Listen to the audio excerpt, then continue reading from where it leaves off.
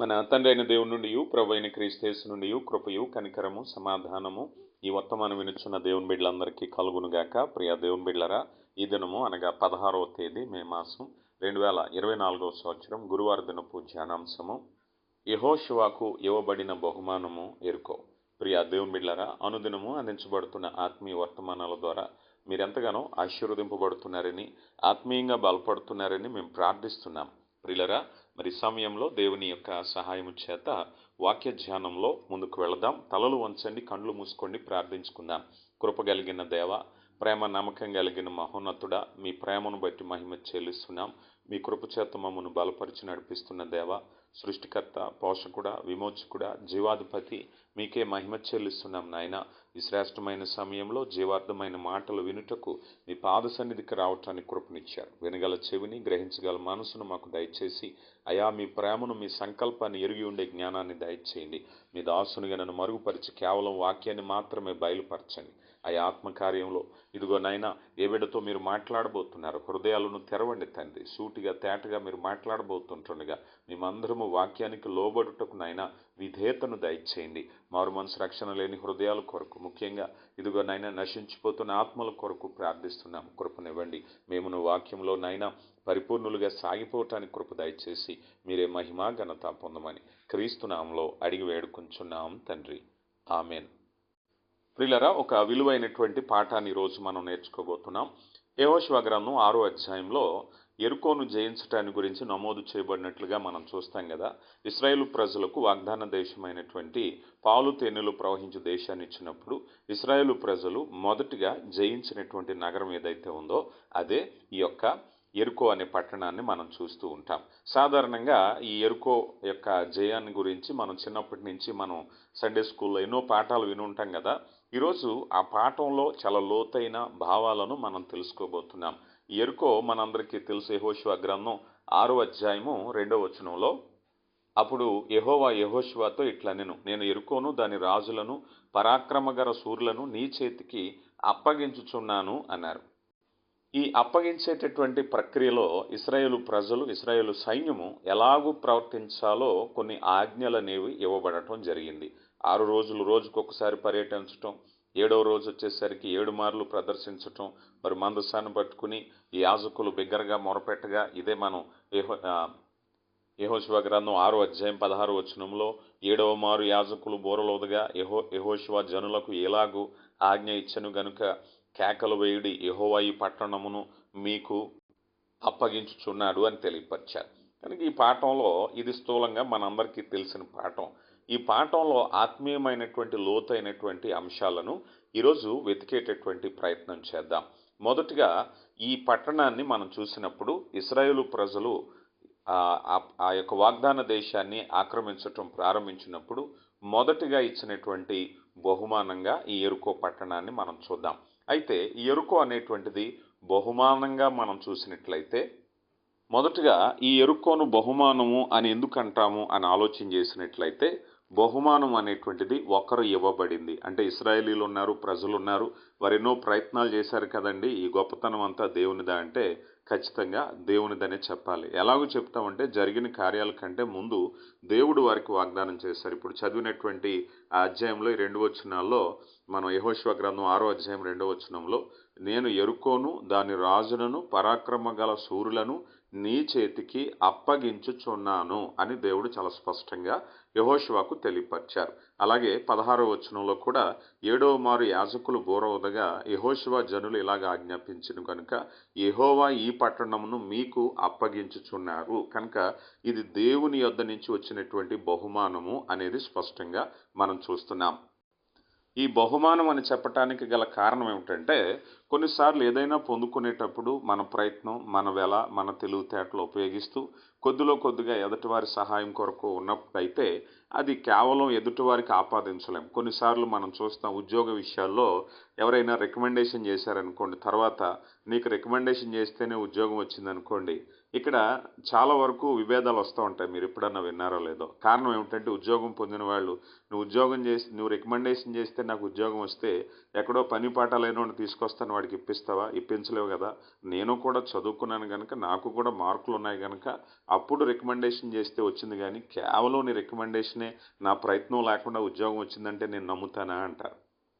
అప్పుడు ఆ రికమెండేషన్ చేసిన వ్యక్తి ఏమో నీలా చదువుకున్న వాళ్ళు లోకంలో చాలామంది ఉన్నారు, అందరూ చేయొచ్చు కదా, నీకే ఎందుకు వచ్చిందని ఈ వాగ్వివాదాలు వింటూ ఉంటాం. అంటే ఒక పని జరగటంలో ఇద్దరు వ్యక్తులు అంటే రెండు పార్టీస్ యొక్క ప్రమేయం ఉందనేటువంటిది ఆలోచన అవుతుంది. కానీ ఇక్కడ ఈ విషయంలోకి వచ్చేసరికి కేవలము దేవుని యొక్క బహుమానం అని చెప్పటంలో బహుమానం ఎలాంటిదయ్యా అన్నట్లయితే యువతల వ్యక్తి ప్రమేయం లేకుండా ఇచ్చే వ్యక్తి ఇచ్చేటటువంటి దాన్నే బహుమానము అంటారు. ఉదాహరణకి ఈరోజు బహుమానాలు విలువ లేకుండా పోయినాయి. కారణం ఏమిటంటే నీ పెళ్ళికి నీ పుట్టినరోజుకి వచ్చినప్పుడు నేను ఏదైనా ఇస్తే నువ్వు కూడా అది లెక్క పెట్టుకుని అదే విలువతో ఇవ్వటం అది సరైన బహుమానం కాదది. ఎందుకంటే మనస్ఫూర్తిగా ప్రేమతో ఇచ్చేటటువంటిది ఎటువంటి వెల ఎటువంటి స్వార్థం లేకుండా ఇచ్చేదాన్నే బహుమానము అంటారు. ఈ ఎరుకోను దేవుడు ఎటువంటి ఈ ఈ ప్రజల యొక్క ప్రయత్నం లేకుండా అక్కడ జరిగిందంతా కూడా దేవుడు విధేయతను అనుసరించేదే కదా. మనం ఆలోచన చేద్దాం. ఇప్పుడు ఎరుకో ప్రాకారము కలిగినటువంటి కోడలు, చాలా ఎత్తైనటువంటి వెడల్పైనటువంటి బలమైనటువంటి గోడలు. ఆ గోడలు కోల్చటానికి మనం ఆలోచన చేస్తే ఈనాటి బుల్డోజర్స్ కూడా సరిపోవన్నమాట. అంత ఎత్తైనటువంటిది. నేను ఆ పట్టణాన్ని నేను దర్శించినప్పుడు ఆ గోడల వెడల్పు ఆ వాటిని గురించి కొన్ని విషయాలు చూసినప్పుడు చాలా ఆశ్చర్యమైనటువంటిది ఎరుకో పట్టణం అనేటువంటిది. నాకు తెలుసు ఇప్పుడులో ఆ గోడలను పడగొట్టాలంటే మనకి రాళ్లను బద్దలు కొట్టే కొండలను పగలగొట్టేటువంటి మెరైన్ ఏదో బాంబులు అంటారు, అలాంటి బాంబ్స్తో పేల్చాలి తప్పించి మామూలుగా అంత శక్తిని ఉపయోగించాలి.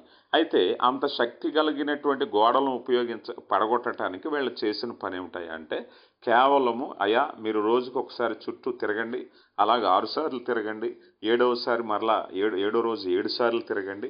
ఇలా తిరగటం వల్ల జరిగేది ఏమిటయ్యా మనం ఆలోచన చేద్దాం. గోడ పడగొట్టడానికి దీనికి ఏమన్నా సంబంధం ఉందా అంటే దేవుడు విధేయత విశ్వాసము చూడాలనుకున్నారంతే. అయ్యా నేను ఒక కార్యం చేస్తున్నాను, అందులో మీ విధేయత మీ విశ్వాసాన్ని చూడాలి. కానీ మీరు చూపించే విధేయత విశ్వాసం అనేది దేవుని సంతోషపెట్టేదే కానీ గోడను పడగొట్టేది కాదు. ఎప్పుడైనా సరే సమస్య ఏదైనా సరే మనం సమస్య మీద ప్రార్థనలో పోరాడేటప్పుడు మన ప్రార్థన ఎలా ఉండాలయ్యా అంటే ఆ సమస్య మీద మన తరపున యుద్ధం చేసే దేవుని సంతోషపెట్టాలి. యుద్ధము యెహోవాదే. ఇప్పుడు ఎరుకో గోడలు కోల్చగలిగిన వారు ఎవరో దేవుడే కార్యాన్ని చేయాలి. అప్పుడు వీరు చేయవలసిన పని ఏమిటయ్యా అంటే దేవునిని సంతోషపెట్టే పని చేయాలి. అదే విశ్వాసపు విధేయత వారు చూపించటానికి వచ్చిన అవకాశం. అందుకే వారు దాన్ని మార్చింగ్ అన్నారు. దాని చుట్టూ తిరగటం అనేటువంటి ఆ మార్చింగ్ క్రమం తప్పకుండా దేవుడు ఏం చేస్తున్నాడు, అయ్యా మీకు విశ్వాసం ఉంటే నేను చెప్పిన పని చేస్తున్నారా లేదా. ఉదాహరణకు అనుకుందాం, అందులో ఎవరికైనా ఒక ఆలోచన వచ్చింది అనుకోండి, ఇలా తిరగటం వల్ల ఉపయోగం ఏముందండి, పని పాట లేకుండానే మనం ఆగుదాం, పోనీ మనం ఏదన్నా ఆయుధాలు ఉపయోగిద్దాం, మరేదో ప్రయత్నిద్దాం, మనేదో తెలివితేటలు ఉపయోగిద్దాం, తిరిగినంత మాత్రానంటే లోకంలో ఆత్మీయ జీవితాలకు అవరోధాలు అవే. ఈరోజు మన ఆత్మీయ జీవితాలకు అలాంటి ఆటంకాలు ఎన్నో వస్తూ ఉంటాయి. ఇక్కడ దేవుడిచ్చేటటువంటి బహుమానం బైబిల్ గ్రంథంలో మరొక బహుమానం గురించి చెప్పబడింది. అదేమిటో తెలుసా? రక్షణ కూడా బహుమానమే. ప్రియులార విషయాన్ని గమనించాలి. రక్షణ దేవుడు మనకిచ్చిన బహుమానమే. రక్షణ దేవుని బహుమానం అంటే మనం ఏమీ చేయకుండా, మనం అనుకున్నాం కదా ఇందాక, బహుమానం అంటే యువతల వైపు నుంచి ఏది కూడా ఆశించకుండా ఇచ్చేటటువంటిది. మీకు అర్థం కావటానికి చెప్తాను.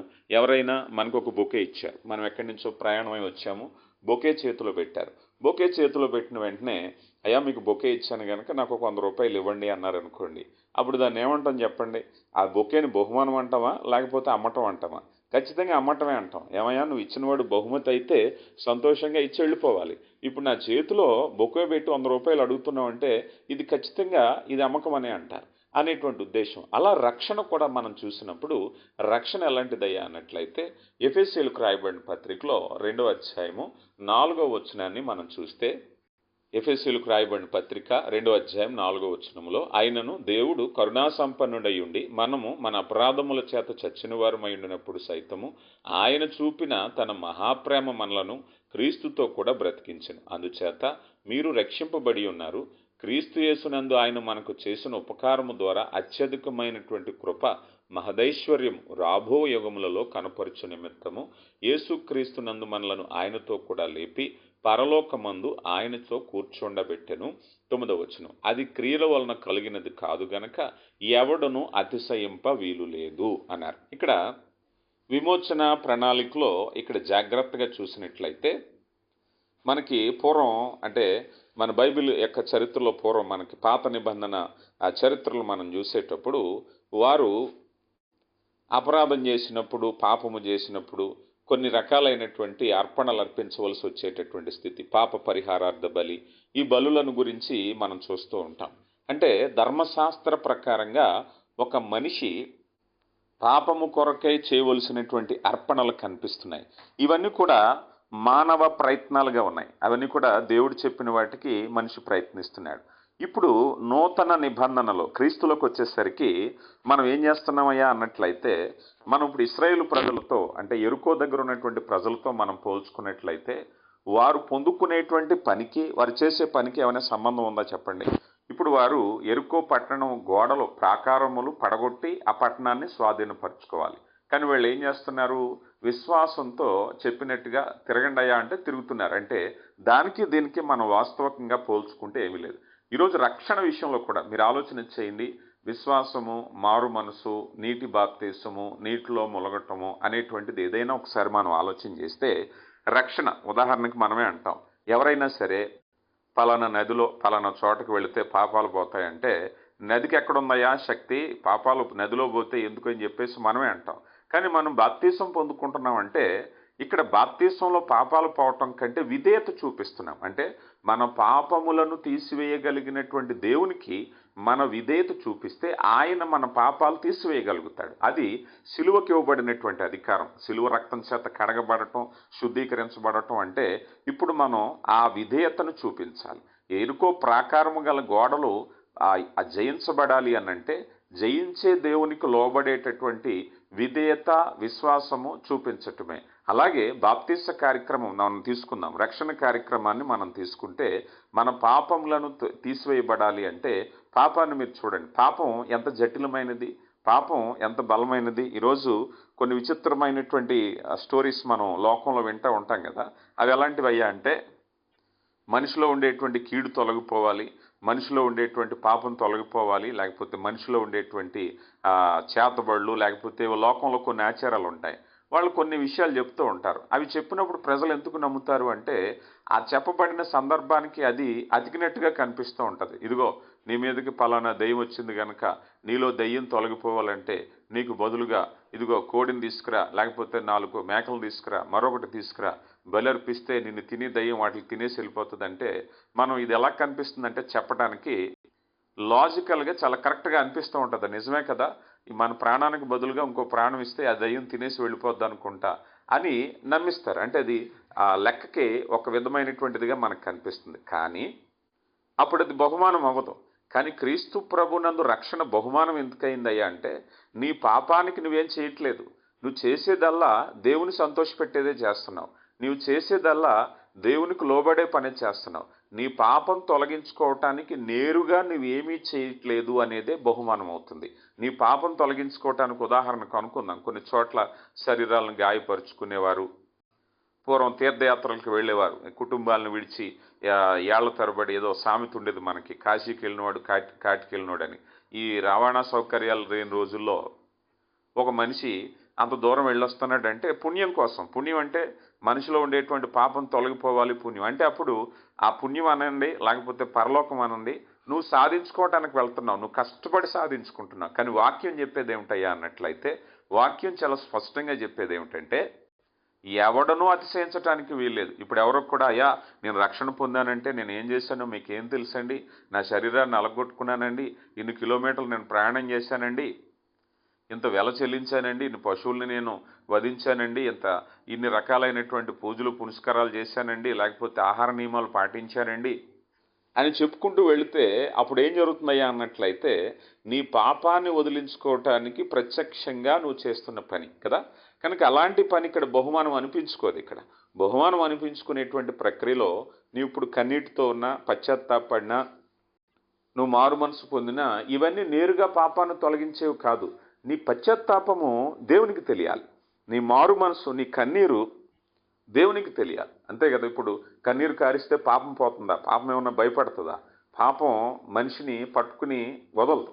మనిషి ఇప్పుడు ఆ పాపం నుంచి వేరు చేయబడాలి. ఆ పాపం నుంచి వేరు చేయబడాలి అని అంటే ఆ శక్తి కలిగిన వారు దేవుడు ఒక్కరే. నీ కన్నీరుకేమీ లేదు. నీ కన్నీరు చూసి పాపం నిన్నేం విడిచిపెట్టదు.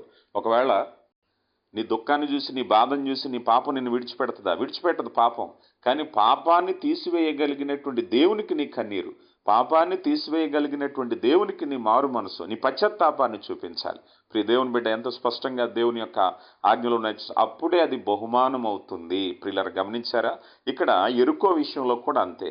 యెరికో విషయంలో వారు చేసే పనులు ఏవి కూడా ఆ యొక్క ప్రాకారమును కోల్చటానికి ఉపయోగకరమైనవి కాదు. కానీ ఆ ప్రాకారమును కోల్చగలిగినటువంటి దేవుని సంతోషపెట్టే పనులు చేస్తున్నారు కనుక ఎవరునూ అతిశయపడ వీలు లేదు. దేవుడే ఆ కార్యాన్ని జరిగించేటటువంటి వాడు. రక్షణ కార్యాన్ని కూడా అందుకే యోహాను సువార్త 3:16లో దేవుడు లోకమును ఎంతో ప్రేమించును, తన అద్వితీయ కుమారుని యందు పుట్టినవాని యందు విశ్వసించువాడు నశింపక నిత్యజీవం పొందినట్లు ఆయన అనుగ్రహించెను. ఈ అనుగ్రహమే గిఫ్ట్, బహుమానము అన్నారు. ప్రియులారా, చూడండి, ఎందుకనంటే ఇప్పుడు మనిషి పాపము నుంచి బయటపడటానికి వాస్తవానికి పరిహారం చెల్లించాలి అంటే ప్రాణానికి ప్రాణం చెల్లించాలి. పాపం వలన వచ్చే జీతం మరణం అని చెప్తుంది. ఈ మరణించినా కూడా మనిషికి విమోచన లేదు. ఎందుకంటే ఆ మనిషి మరణం కూడా పాపాన్ని తొలగించలేదు. అలాంటి సమయంలో దేవుడే తన యొక్క అద్వితీయ కుమారుని ఆయన అనుగ్రహించెను అన్నారు. నిత్యజీవం పొందటానికి ఏం కావాలి అంటే దేవుని అనుగ్రహము. పరలోకంపై అధికారం కలిగిన వారు ఎవరిప్పుడు? దేవుడు. ఆ నిత్యజీవం, పరలోక జీవం, నిత్యజీవం పొందుకోవాలి అంటే ఇప్పుడు ఏం కావాలయ్యా అంటే ఆయన అనుగ్రహము కావాలి. ఇప్పుడు ప్రియులారా, గమనించండి, ఆయన అనుగ్రహం కావాలి అంటే ఆయన సంతోష పెట్టాలి. ఇప్పుడు ఏ పని చేసి మనం ఆయన సంతోష పెట్టగలం? మన పాపాన్ని మనం తొలగించుకోలేము, మనం పరిశుద్ధులుగా ఎంచబడలేము. ఆయన అనుగ్రహిస్తేనే మనకు విమోచన, ఆయన అనుగ్రహిస్తేనే మనకు పాపక్షమాపణ, ఆయనకు అనుగ్రహిస్తేనే పరిశుద్ధులుగా, ఆయన అనుగ్రహిస్తేనే మనం నిత్యజీవం పొందుకుంటాం. అందుకని రక్షణ దైవ కార్యము, బహుమానము అనే విషయాన్ని చూస్తున్నాం. రోమీయులకు రాయబడిన పత్రిక 6:23లో కూడా, అయితే దేవుని కృపావరము మన ప్రభువైన యేసుక్రీస్తునందు నిత్య జీవము అన్నారు. చూడండి, దేవుని కృపా వరము, బహుమానం ఏమిటయా అంటే యేసుక్రీస్తునందు నిత్య జీవం. ఈరోజు నిత్య జీవము సంపాదించుకోవటం అంటే ఆయన కృపను పొందుకోవటమే. ఆయన అనుగ్రహము, ఆయన కృప, ఆయన బహుమానము. ప్రియులారా, గమనిస్తున్నారా? అంటే దేవుడు కృప చేత మానవులను ప్రేమించిచ్చేటటువంటి రక్షణ కూడా ఆయన కృపను బట్టి జరుగుతుందనే విషయాన్ని మనం చూస్తున్నాం. ప్రియులారా, దేవుడు మానవునికి నిత్య జీవాన్ని బహుమానంగా ఇచ్చారు. అలాగే మరి ఎరుకోని బహుమానం అని మనం ఎలా అంటున్నామో, ఆత్మీయ జీవితాల్లో ఈ భూమి మీద మనం బ్రతికేటప్పుడు మనకి నిత్య జీవం అనే బహుమానమే కాకుండా ఈ భూమి మీద చాలా బహుమానాలు, ఆత్మీయమైన బహుమానాలు, భౌతికమైన బహుమానాలు కూడా దేవుడు మనకు అనుగ్రహించారు. కృపావరాలు ఇచ్చారు, ఆత్మవరాలు ఇచ్చారు. తిమోతికి రాసిన 2వ పత్రిక 1వ అధ్యాయం 6వ వచనంలో, ఈ హేతువు చేత నా హస్త నిక్షేపణ వలన నీకు కలిగిన దేవుని కృపావరము ప్రజ్వరింపవలనని నీకు జ్ఞాపకము చేయుచున్నాను అన్నారు. దేవుని కృపావరము అనే మాట ఉపయోగించారు. ఇలాగ మనం పత్రికల్లో అపోస్తుడైనటువంటి పౌలు గారు అనేకమైనటువంటి బహుమానాల గురించి తెలియపరిచారు. ఎఫెసీయులకు రాయబడిన పత్రిక 3వ అధ్యాయము 7వ వచనాన్ని కూడా చూస్తే, 3వ అధ్యాయము 7వ వచనంలో, దేవుడు కార్యాకార్యగు తన శక్తిని బట్టి నాకు అనుగ్రహించిన కృపావరము చొప్పున నేను సువార్తకు పరిచారకుడునైతిని అన్నారు. ప్రియులారా, ఈరోజు విశ్వాసిగా నీకు కొన్ని వరాలు ఉన్నాయి, సువార్తికుడిగా నీకు కొన్ని వరాలు ఉన్నాయి, పరిచారకుడిగా నీకు కొన్ని వరాలు ఉన్నాయి, కుటుంబ పెద్దగా, కుటుంబ సభ్యుడిగా నీకు కొన్ని వరాలు ఉన్నాయి. రోమీయులకు రాయబడిన పత్రిక 11:29లో కూడా ఏలయనగా దేవుడు తన కృపావరముల విషయంలో, పిలుపు విషయంలోనూ పశ్చాత్తాపపడడు అంటున్నారు. ప్రియులారా, దేవుడు అనుగ్రహిస్తున్నటువంటి వరాలను మనం తెలుసుకుంటున్నాం కదా. ఎందుకంటే ఆయన కృపావర విషయంలో అనేటువంటివి దేవుడు మనకు అనుగ్రహించారు, దేవుడు నీకు ఇస్తున్నారు. ఈరోజు నువ్వు దేవుని యొక్క కృపావరాలు కలిగి ఉన్నావు. ప్రియులారా, దేవుని యొక్క వరములను వర్ణించశక్యము. ఈరోజు ఎరుకోను గురించి మనం తెలుసుకుంటున్నాం. ఎరుకో అనేటువంటిది దేవుడు వారికి బహుమానంగా ఇచ్చారు. ఎప్పుడో 1000 సంవత్సరాల క్రితం జరిగిన సంఘటన మనం పోల్చుకుంటే ఎంత ఆశ్చర్యపడుతున్నాం చెప్పండి. ఈనాటికి కూడా ఆ పోలిక చొప్పున మనం ఆలోచించుకున్నప్పుడు మనలో చాలా సంతోషం కలుగుతూ ఉంటుంది. ఎందుకంటే ఆ రోజుల్లోనే ఆ ఉన్నతమైనటువంటి ఆ ప్రాకారమును పడగొట్టడం అంటే కళ్ళ ముందు పేకల మేళలాగా ఆ ప్రాకారం అంతా కూడిపోవటం అంటే ఎంత అద్భుతం చెప్పండి కదా. ఇవన్నీ కూడా ఎలాంటివయ్యా అన్నట్లయితే అపోస్తులైనటువంటి పౌలు గారు కొరింథీయులకు రాయబడిన 2వ పత్రిక 15వ అధ్యాయంలో అంటారు కదా, చెప్పనా సఖ్యము కాని ఆయన వరమును గూర్చి దేవునికి స్తోత్రం. ఈరోజు ఆశ్చర్యపోతున్నావా? ఇరుకోను బట్టి ఆశ్చర్యపోతున్నావా? ఇశ్రాయేలు ప్రజలు సముద్రమున ఆరిన నేల మీద నడవటం అనేది చెప్పనా సఖ్యమైనటువంటి వరముగా కనిపిస్తుందా? అలాగే రక్షణ కూడా. రక్షణను గురించి ఎప్పుడైనా సరే ఆశ్చర్యపోయావా? ఈరోజు సాధారణంగా లోకంలో సిలువ వేయబడ్డారు, ఆయన చనిపోయారు, మరణించారు అంటే సాధారణమైన విషయంగా తెలుసుకుంటున్నారు. కానీ వాక్యం చెప్తుంది, ఒకని కొరకు ఒకడు ప్రాణం పెట్టుట అరుదు. ప్రియులారా గమనించండి, ఎవరి కోసం ఎవరు ప్రాణం పెడతారండి? యేసు ప్రభు వారు ఈరోజు నీ కొరకు ప్రాణం పెట్టారనే విషయము ఆశ్చర్యపోతున్నావా? నీ కనులకు ఆశ్చర్యంగా కనిపించట్లేదా? ఒకసారి మనసు పెట్టి ఆలోచన చేయి.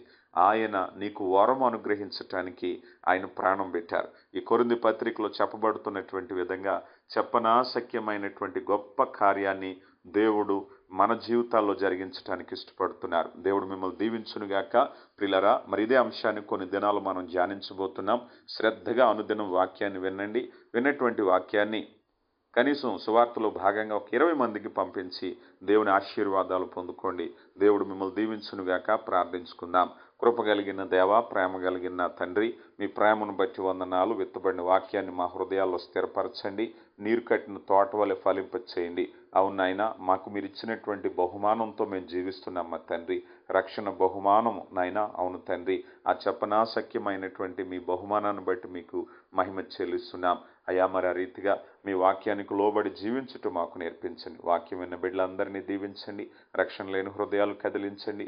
సమస్యల్లో ఉన్నవారు, ఇబ్బందుల్లో ఉన్నవారు, అనారోగ్యంతో ఉన్నవారు, కుటుంబ సమస్యలు, ఏ సమస్యల్లో ఉన్నప్పటికీ విడుదల కలగచేయండి. నెమ్మది, శాంతి, సమాధానాలు దయచేయండి. వాక్యం విన్న బిడ్డలను దీవించండి అయ్యా. విన్నటువంటి వాక్యాన్ని సువార్తలో భాగంగా అనేకులతో పంచుతుంటుండగా సువార్త ద్వారా వచ్చే ఆశీర్వాదాల చేత నింపి మీరే మహిమా ఘనత పొందమని క్రీస్తు నామములో అడిగి వేడుకొంచున్నాం తండ్రి. ఆమేన్.